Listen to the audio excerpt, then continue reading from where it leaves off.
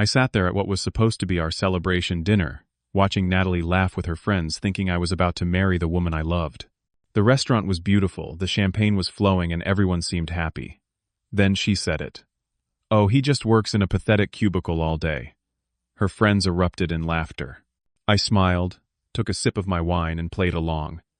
But in that moment, something inside me shifted. I realized I might never have truly known the woman I was about to spend my life with. Before I tell you how I turned the tables on someone who thought she knew my worth, let me know where you are watching from. Hit that like button and subscribe, because what happened next changed everything I thought I knew about love and respect. Now let me take you back to where it all started to fall apart. I met Natalie 3 years ago, at a charity gala in downtown Chicago.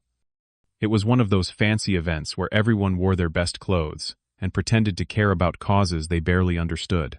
I was there representing my company, mingling awkwardly with a glass of something expensive I could not pronounce. Then I saw her across the room. She wore a red dress that turned heads, her dark hair falling perfectly over her shoulders, and when she laughed, the whole room seemed to light up. We started talking about the charity then, about our jobs, our dreams, our favorite places to travel. Natalie worked in marketing for a high-end fashion company.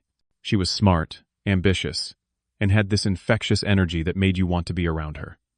I told her I worked as a senior analyst at a healthcare technology corporation. She seemed impressed enough. We exchanged numbers that night, and within a week we were inseparable.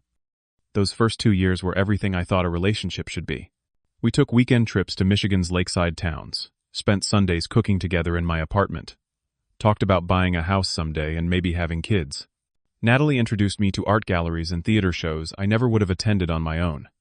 I showed her hiking trails and taught her to appreciate a good craft beer. We balanced each other out, or so I thought.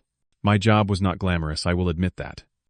I worked in a cubicle on the 14th floor of a glass tower in the Loop. Every morning I would ride the elevator up with dozens of other people in business casual attire, sit down at my desk between gray fabric walls, and stare at multiple computer screens for 8 to 10 hours. To an outsider, it probably looked boring. Natalie certainly thought so, though she never said it directly at first. What she did not understand, what she never bothered to really learn, was what I actually did. I was not just pushing papers or staring at spreadsheets. I analyzed healthcare data for one of the largest medical technology firms in the country. My work helped optimize treatment protocols, identify patterns in patient outcomes, and improve hospital efficiency. The algorithms I helped develop were being used in 200 hospitals across 15 states. My work was literally saving lives and saving the healthcare system millions of dollars. But to Natalie, I was just a guy in a cubicle. After 2 years together, I proposed to her on a beach in California during sunset. She said yes, crying happy tears, and I felt like the luckiest man alive. We set a wedding date for the following spring. Started planning. Started talking about where we would live after we were married. I was making $130,000 a year, which was more than enough for us to be comfortable, but I never flaunted it. I drove a practical Honda, lived in a modest 2-bedroom apartment, and saved most of my money. I figured that was the responsible thing to do. But as the wedding approached, I started noticing changes in Natalie. Small things at first. She would mention how her friend's boyfriend just got promoted to vice president. She would point out expensive cars and say things like, "When are you going to get us something like that?" She started comparing me to her coworkers' partners, all of whom seemed to have fancier titles and bigger paychecks. One evening, about 6 months before the wedding, we were having dinner with her best friends from work, Heather and Madison. Both women worked with Natalie at the fashion company. Heather's boyfriend was some kind of investment banker, and Madison's husband owned a chain of gyms. The conversation naturally turned to work and careers. When they asked me about my job, I explained what I did, trying to make it sound interesting. I talked about the data analysis, the healthcare applications, the real-world impact. But I could see their eyes glazing over. Heather actually yawned. Madison checked her phone. When I finished, there was an awkward silence before they changed the subject to talk about Heather's boyfriend's new Tesla. I caught Natalie and her friends exchanging glances, little smirks that said everything. But I told myself I was being paranoid. These were just shallow people. Natalie loved me for who I was, not what I did. Right, wrong. The breaking point came at our pre-wedding celebration party. Natalie wanted to have an engagement party at this upscale restaurant in River North, one of those places where the menu does not list prices and the wine list is thicker than a phone book. She invited about 30 people, mostly her friends and coworkers, plus a few of my buddies who felt as out of place as I did. I wore my best suit, a navy blue one I had bought specifically for wedding-related events. I tried to make conversation to fit in with Natalie's crowd. But these people were on a different level. The men talked about closing deals worth millions, about their vacation homes in Aspen, about their country club memberships. The women discussed designer handbags and exclusive boutiques. I nursed a beer and tried to contribute to conversations about technology and data, but no one seemed interested. Then came the moment that changed everything. One of Natalie's colleagues, a woman named Victoria, who wore enough jewelry to fund a small country, asked the question. "So Natalie, what does your handsome fiancé do?" She asked it with this syrupy, sweet voice, but I could hear the judgment underneath. This was a test, a chance for Natalie to brag about her future husband's accomplishments. Natalie looked at me, and for just a second I saw something in her eyes. Embarrassment. She actually looked embarrassed to be engaged to me. Then she laughed, that same musical laugh I had fallen in love with 3 years ago, except now it sounded cruel. "Oh, he just works in a pathetic cubicle all day, pushing papers and staring at spreadsheets." The table erupted in laughter. Not polite chuckles, but genuine amusement at my expense. Victoria covered her mouth in mock sympathy. Heather actually snorted. Madison shook her head like she pitied Natalie. And my fiancée, the woman I was supposed to marry in 4 months, just smiled like she had told the funniest joke in the world. "Poor Nat," Madison said between giggles. "At least he is loyal, right? That is worth something." More laughter. I sat there, my beer halfway to my lips, frozen. I could feel heat rising in my face, my heart pounding in my chest. Part of me wanted to defend myself, to explain what I really did, to tell these people exactly how much more important my work was than their superficial status symbols. But another part of me, a colder, calculating part, told me to wait, to watch, to learn. So I smiled. I nodded. I played along. Yeah, just a boring cubicle guy. Nothing special. I took a long drink of my beer and let them have their moment. Natalie, emboldened by the laughter, and maybe by the 3 glasses of wine she had already consumed, kept going. "Honestly, I keep telling him to find something more impressive. But you know, some people are just comfortable with mediocrity." She patted my hand like I was a child. "It is fine, though. Not everyone can be ambitious." The conversation moved on after that, but I was done. I spent the rest of the evening in a fog, mechanically smiling and nodding, but inside I was making decisions. I was 29 years old, successful in my field, financially stable, and genuinely good at what I did. And the woman I loved had just publicly humiliated me because my success did not look impressive enough for her friends.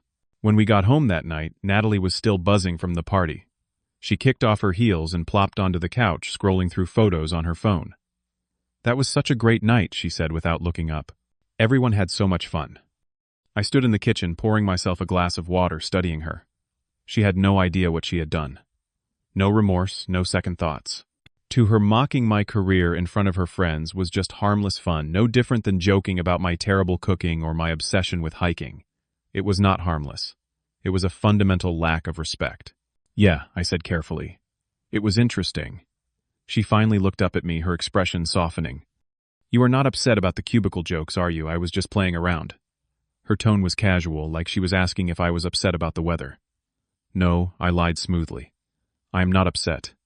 You were right. It is just a cubicle. Nothing impressive about that." She smiled, relieved. "Good. I knew you would understand.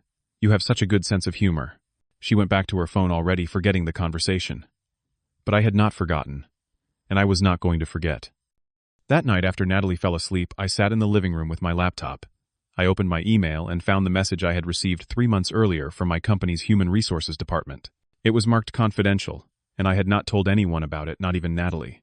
I wanted it to be a surprise after the wedding. The email was an offer. My company was opening a new regional headquarters in Seattle, and they wanted me to lead the analytics division there. It was not just a promotion. It was a transformation. They were offering me the position of Director of Analytics, managing a team of 15 people, overseeing data strategy for the entire Western region. The salary was $220,000 per year, plus stock options that could be worth another $100,000 over time. I had been planning to accept the offer and surprise Natalie after the wedding, thinking we could move to Seattle together and start our married life in a new city with new opportunities. But after tonight, those plans evaporated. I typed out a response to HR accepting the position and requesting a start date in 2 weeks. I pressed send before I could second-guess myself. Next, I opened my contacts and called our wedding planner. It was late, so I left a voicemail. "Hi, Jennifer. This is Raymond Walker. I need to cancel all arrangements for the wedding. Personal reasons. Please send me the cancellation terms and any refunds we are entitled to. Thank you. I hung up and felt a strange sense of relief. Over the next 13 days, I systematically dismantled the life Natalie thought we were building together. I found an apartment in Seattle's Capitol Hill neighborhood, signed a lease and arranged for movers. I boxed up my belongings, telling Natalie I was just organizing things for after the wedding. I notified my landlord I would be breaking my lease. I transferred money between accounts, updated my address with banks and credit cards, and made sure all my important documents were secured. The entire time, Natalie suspected nothing. She was too busy with work, too consumed with planning wedding details and meeting with her friends. A few times she asked why I was being so quiet, and I told her I was just stressed about a big project at work. She accepted that explanation without question and went back to her own world. I did not tell my friends what I was planning because I knew they would try to talk me out of it. They would say I was being rash, that every couple had problems, that I should try counseling, or at least have a real conversation with Natalie. But I knew the truth. If someone can mock you publicly and not even realize they hurt you, then they do not really love you. They love the idea of you or what you represent, but not who you actually are. During that 2-week period, Natalie actually made more jokes about my cubicle job.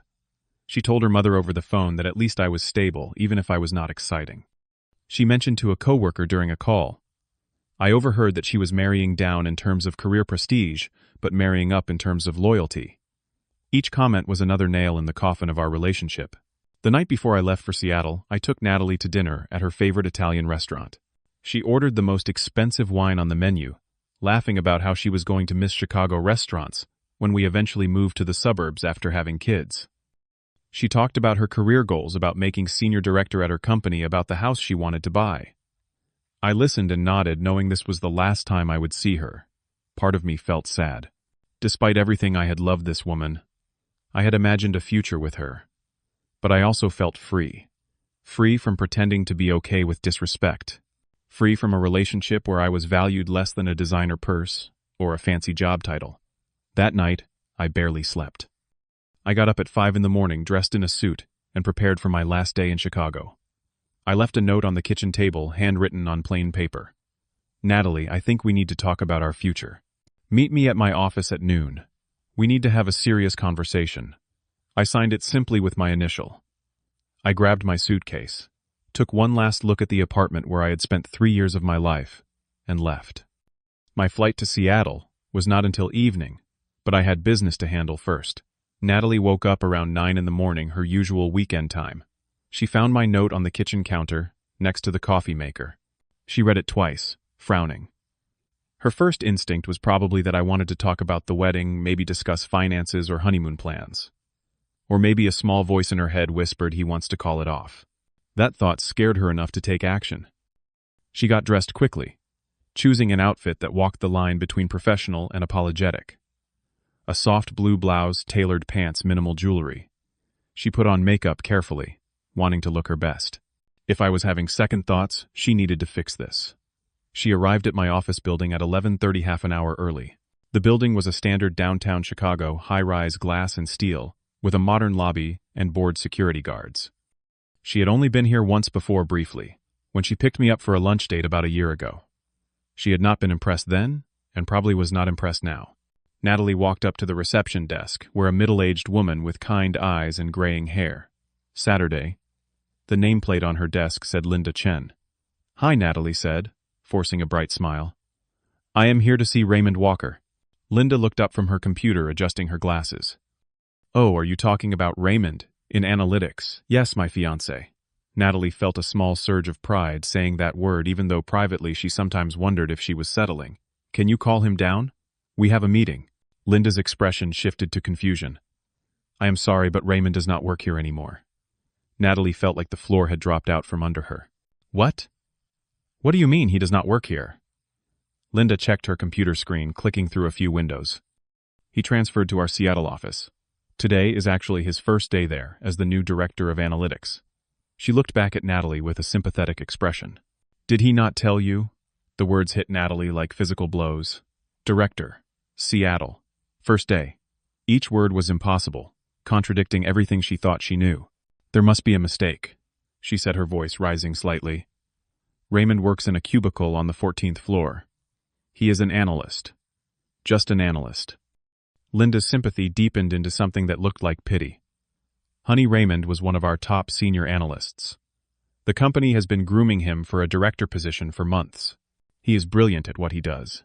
His work has saved our clients millions of dollars and improved patient care across multiple states. The Seattle office specifically requested him to build their analytics division from the ground up. She paused. You must be very proud of him. Natalie could not respond. Her mind was racing, trying to reconcile what she was hearing with the image of Raymond she had carried for 3 years. The cubicle worker. The mediocre boyfriend. The loyal but unimpressive fiancé.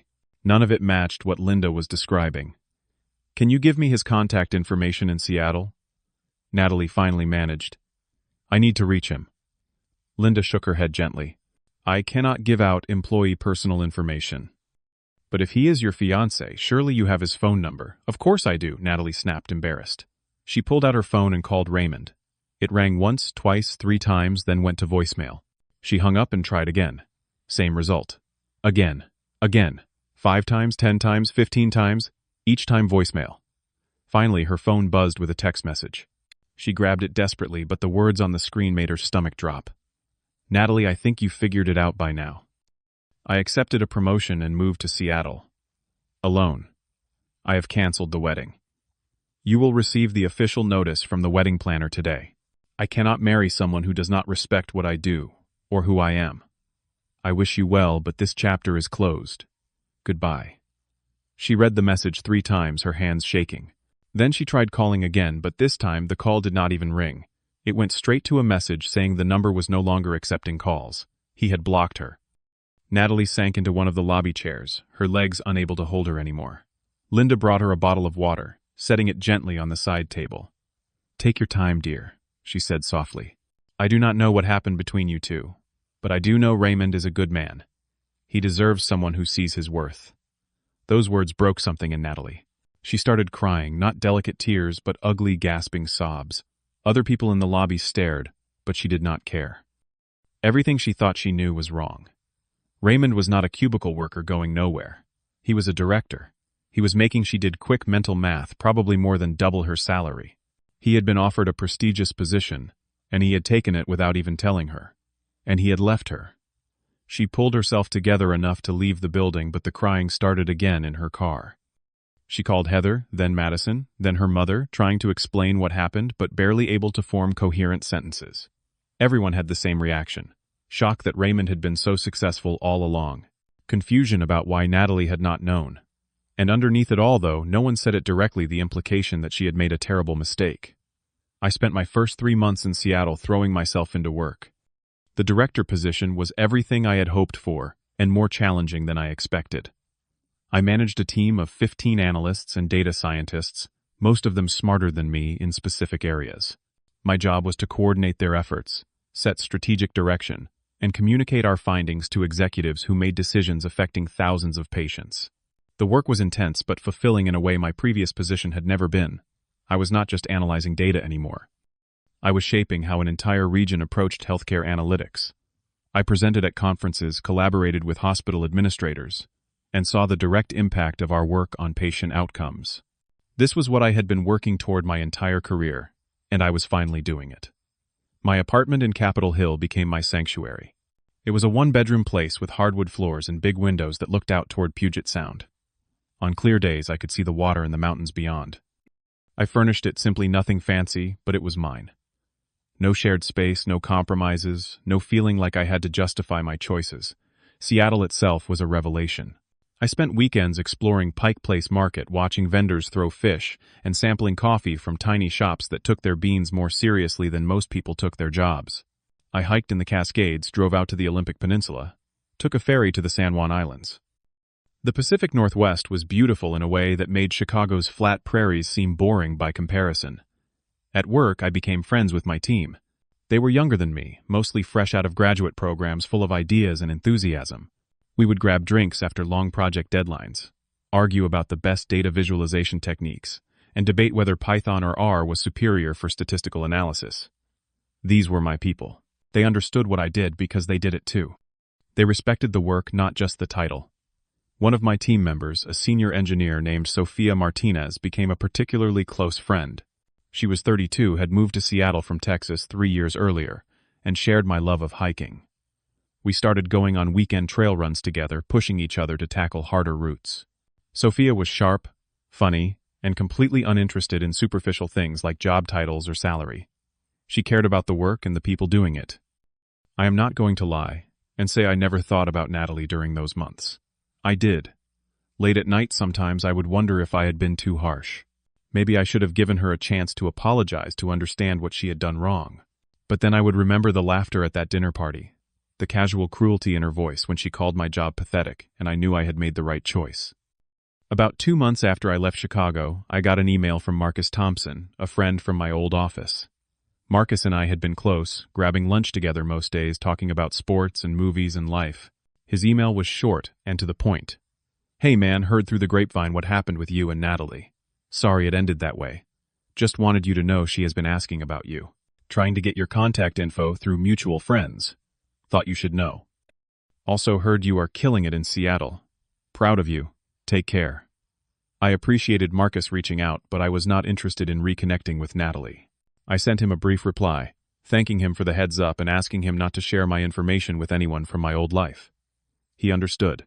Marcus sent one more email a week later with an update I had not asked for, but that gave me some closure. Apparently Natalie was struggling. Her performance at work had declined because she was emotionally distracted, and her company had put her on a performance improvement plan. Her friends, the same ones who had laughed at me that night, had started distancing themselves. Heather had actually told someone at a party that Natalie had been stupid to let me go, that she had everything, and threw it away over something as shallow as job status. The irony was not lost on me. The people who had mocked me for my cubicle were now judging Natalie for not appreciating what she had.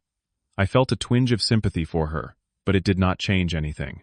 Some mistakes cannot be undone. Some words cannot be taken back. Marcus ended his email by asking if I would consider giving Natalie another chance if she reached out. I thought about it for a day before responding. "I appreciate you looking out for both of us, Marcus. But that door is closed. I hope Natalie finds what she is looking for, and I hope she learns from this. But it would not be with me. I have moved on, and she should too." After that, I heard nothing more about Natalie. I deleted her photos from my phone, packed away the few belongings she had left at my old apartment, and donated them, and made peace with the end of that chapter. By month 4 in Seattle, I was genuinely happy. Not the forced happiness of pretending everything was fine, but real contentment. I was good at my job. I had friends who respected me. I lived in a beautiful city. I was building a life that was mine, based on my values and my choices. Sofia and I started spending more time together outside of work. Nothing romantic, just genuine friendship. She introduced me to her friend group, a mix of engineers, teachers, and artists who gathered for game nights and dinner parties. These people did not care what anyone did for a living. They cared about whether you were kind, interesting, and genuine.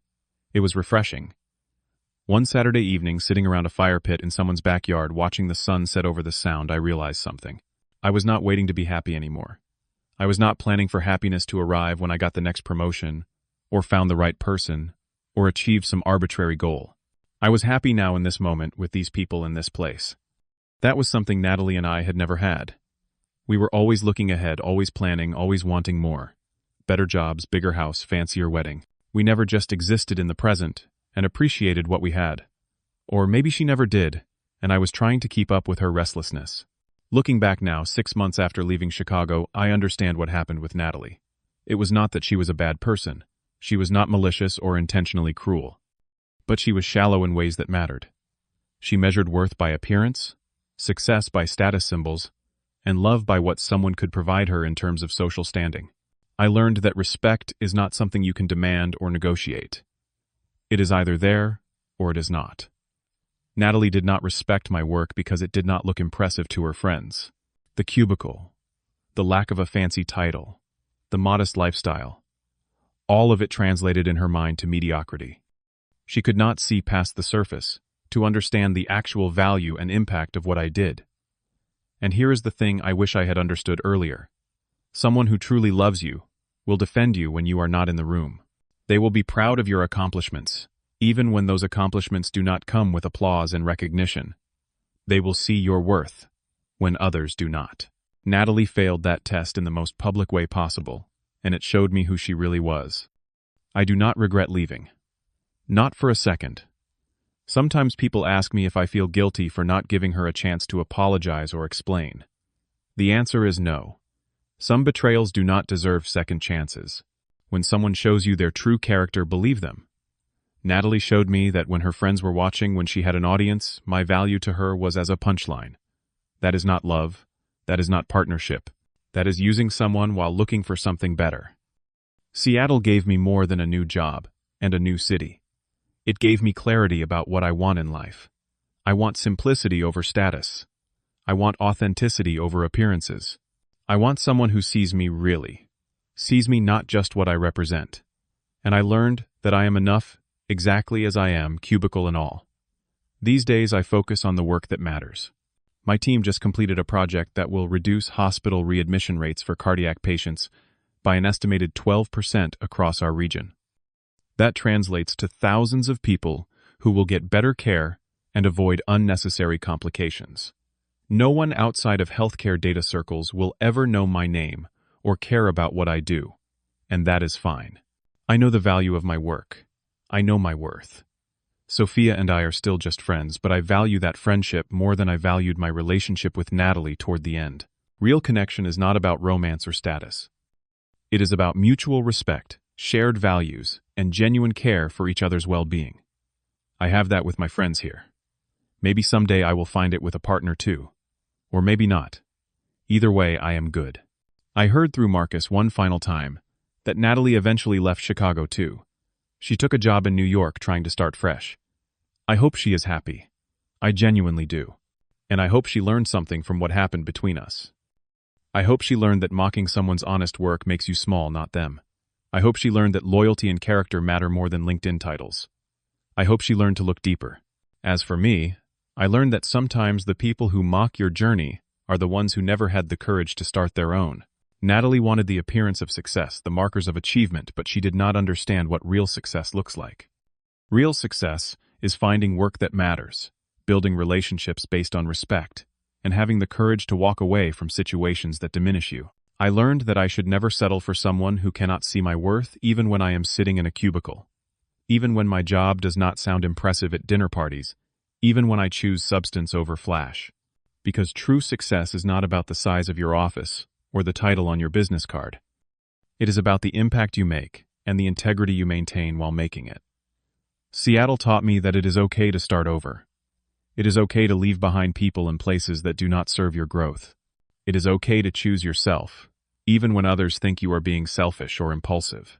Sometimes the bravest thing you can do is walk away from what everyone expects and build something new. I found a place where both my work and my heart could grow.